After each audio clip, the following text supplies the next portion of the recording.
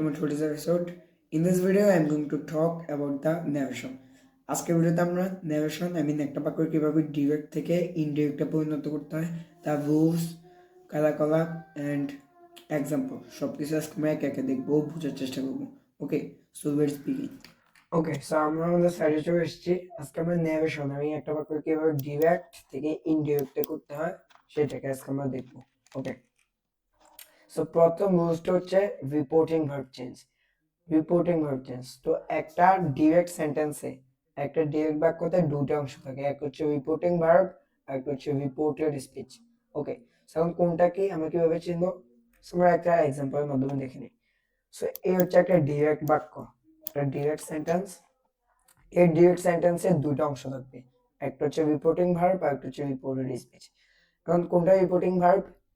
Reporting verb হচ্ছে inverted comma, quotation mark ছাড়া বাকি যে অংশটুকু থাকবে সেটা হচ্ছে রিপোর্টিং ভার্ব, যেটা হচ্ছে এটা, আর কোটেশন মার্কের মধ্যে যেটা থাকবে সেটা হচ্ছে reported speech.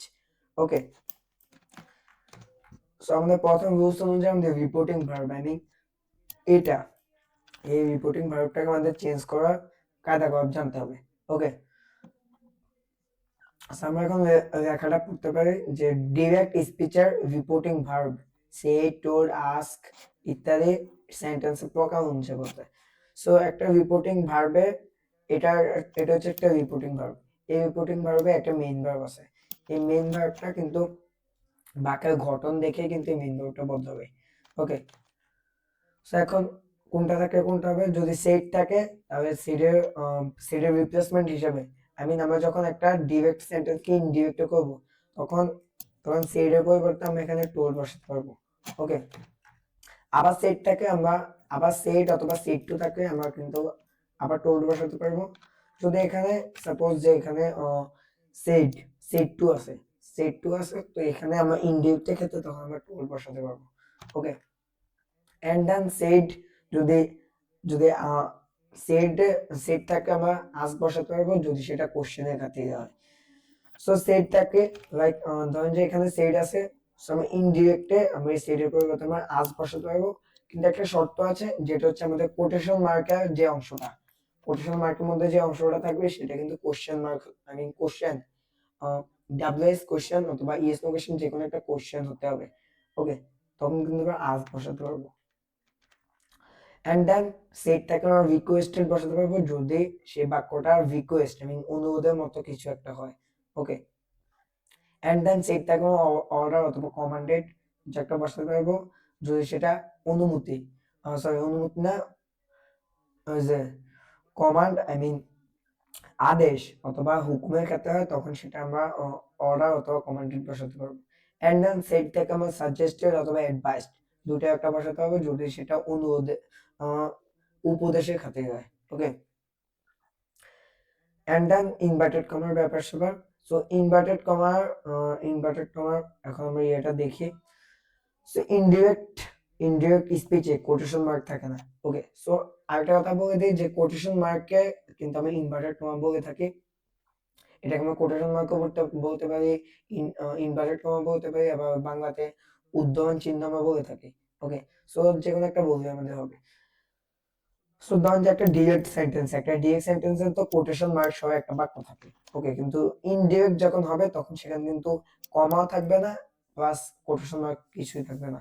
Okay, set inverted comma and then conjunction at conjunction at. So conjunction কোনটা? লাইক আমরা যখন একটা ডিরেক্ট সেন্টেন্সকে ইনডিরেক্ট করব তখন তখন তো আমাদের কমা প্লাস আমাদের কোটেশন মার্কটা উঠে যাবে, তখন এই কমার রিপ্লেসমেন্ট হিসেবে আমরা এখানে কিন্তু কিছু শব্দ বসাতে পারি। এখন সেটা কিন্তু আমরা এখন দেখব কনজাংশন হিসেবে।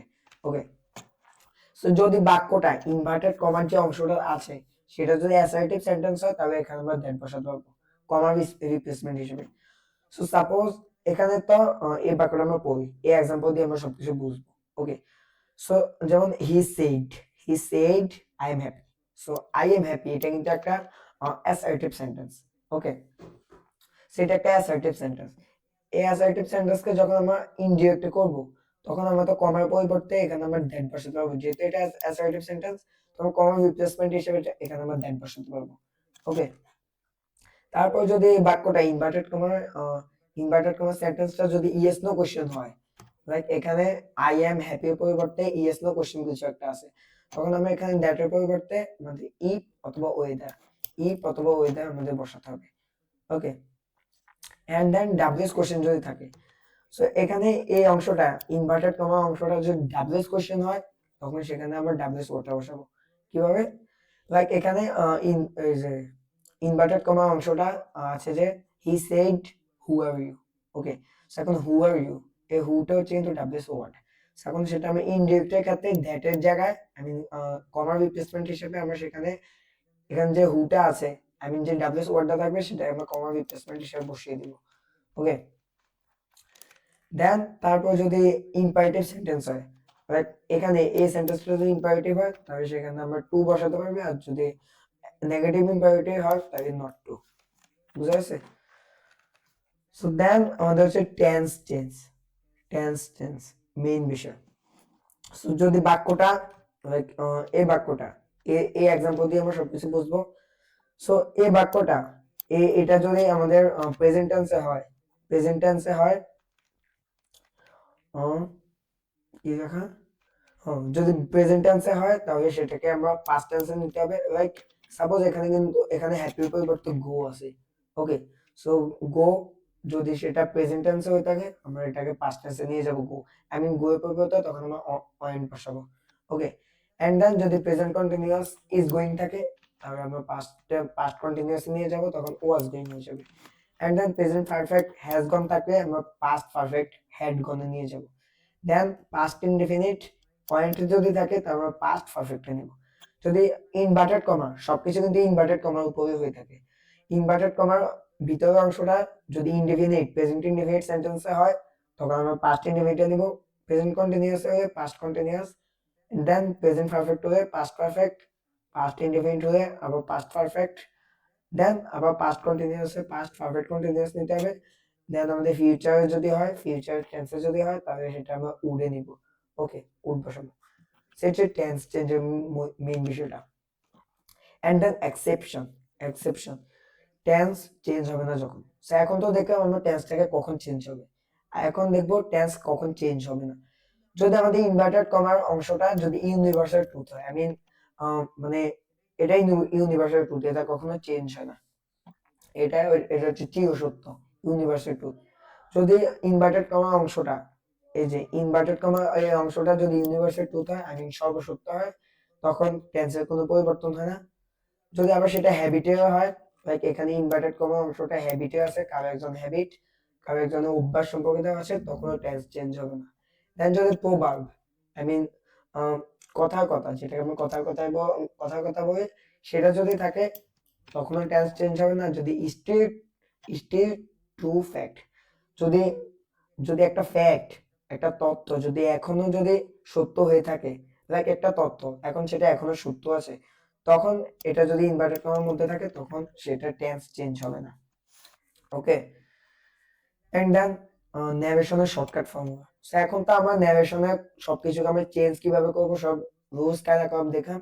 এখন সেটা একটা শর্টকাট, একটা ফর্মুলা আছে যেটাকে আমি স্ট্রাকচার বলতে পারি, সেটা এখন আমরা দেখে নিই। সো স্ট্রাকচারটা হবে যে reporting verb plus conjunction plus change, যে প্রোনাউনটাকে আমরা চেঞ্জ করব সেটা বসাবো, and then plus tense change করে আমরা যেটা বসাবো, এন্ড দেন চেঞ্জড অ্যাডভার্ব, সেখানে একটা অ্যাডভার্ব থাকতে পারে, সে অ্যাডভার্ব যদি চেঞ্জ হয় সেটাকে আমরা বসিয়ে দিব। সেটা একটা শর্টকাট ফর্মুলা ধরে নিতে পারি, এটাকে আমরা কোথাও একটা নোট করে নিতে পারি। ওকে, সো এই ছিল আজকের ভিডিও। আশা করি আমরা ন্যারেশন একটা ডিরেক্ট বাক্যকে কিভাবে ইনডিরেক্টে নিতে হয় সেটা আমরা বুঝেছি। সো দেখা হবে কোন একটা পরবর্তী ভিডিওতে। আশা করি ততক্ষণ পর্যন্ত ভালো থাকবেন, সুস্থ থাকবেন। বাই।